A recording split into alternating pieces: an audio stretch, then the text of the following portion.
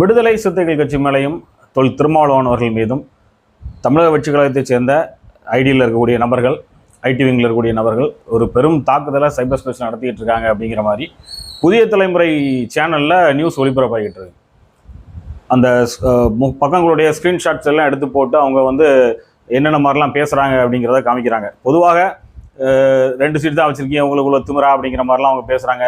அங்கே திமுகவில் பிளாஸ்டிக் சேரில் உட்காந்துருந்தீங்க, உங்களுக்கு இதெல்லாம் தேவையா அப்படிங்கிற மாதிரி. ஸோ இந்த மாதிரி இழிவான விஷயங்கள்லாம் அவங்க பேசிகிட்டு இருக்காங்க அப்படிங்கிற மாதிரி அந்த ஐடிக்களில் போடுறதா புதிய தலைமுறையில் ஒளிபரப்பிக்கிட்டு இருக்காங்க.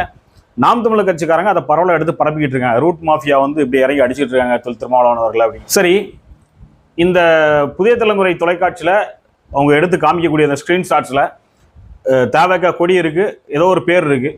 இதில் எத்தனை ஐடிகள் ஒரிஜினல் ஐடி, எத்தனை ஐடி ஃபேக் ஐடி அப்படிங்கிறத உறுதி பண்ணிவிட்டு அவங்க அந்த செய்தியை போடுறாங்களா? எனக்கு தெரிஞ்ச வரைக்கும், எனக்கு இல்லை, இங்கே எல்லாருக்குமே தெரிஞ்ச வரைக்கும் அதிகமான ஃபேக் ஐடிகளை சமூக வலைதளங்களை வச்சு கையாண்டு கொண்டிருக்கக்கூடிய ஒரு கட்சி எது அப்படின்னா நாம் தமிழர் கட்சி தான். இந்த சிண்டு முடிகிற வேலை, சண்டை இழுத்து விடுற வேலை, இல்லாத ஒரு விஷயத்தை இருக்கிற மாதிரி நேரேஷன் செட் பண்ணுற வேலை, இதெல்லாம் யார் அதிகமாக பார்ப்பா முகநூல் அப்படின்னா 10 வருஷமாக எல்லாருமே பார்த்துக்கிட்டு இருக்கோம். நானும் அதில் ஒரு ரிசர்ச்சே பண்ணிக்கிட்டு இருக்கேன். ஃபேக் ஐடிஸோட லிஸ்ட்டை போட்டு முழுக்க நாம் தமிழர் கட்சி தான் பண்ணிகிட்டு இருப்பாங்க. இப்போ இந்த விஷயத்தையும் அவங்க தான் பண்ணிட்டு இருக்காங்க அப்படிங்கிற மாதிரி பார்க்க முடியும். திருமாவளவன் அவருடைய வளர்ச்சியில் அதிகமான கடுப்பாகக்கூடிய ஒரு கட்சி எது அப்படின்னா நாம் தமிழர் கட்சி தான். திருமாவளவன் அவர்களை வீழ்த்தியாகணும் அப்படிங்கிற ஒரு இலக்கை கையில் எடுத்து முழுக்க செயல்பட்டுக்கூடிய ஒரு நபரும் சீமானவர்கள் தான். இப்போ திருமாவளவன் அவருடைய வளர்ச்சி அப்படிங்கிறது இப்போ அவங்களுக்கு பிடிக்கல.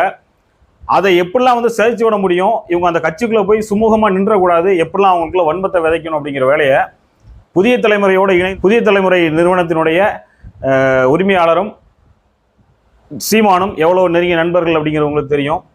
இதை அவங்க பக்காவாக பிளான் பண்ணி இந்த நேரேஷனை செட் பண்ணி அவங்க கொண்டு போய்கிட்டு இருக்காங்க. நம்ம கண்ணால் பார்த்தவனையும் காதால் கேட்டவனையும் சில விஷயங்களை முடிவு பண்ணாமல் அதை கொஞ்சம் அலசி ஆராயிறது நல்லது எப்போவுமே.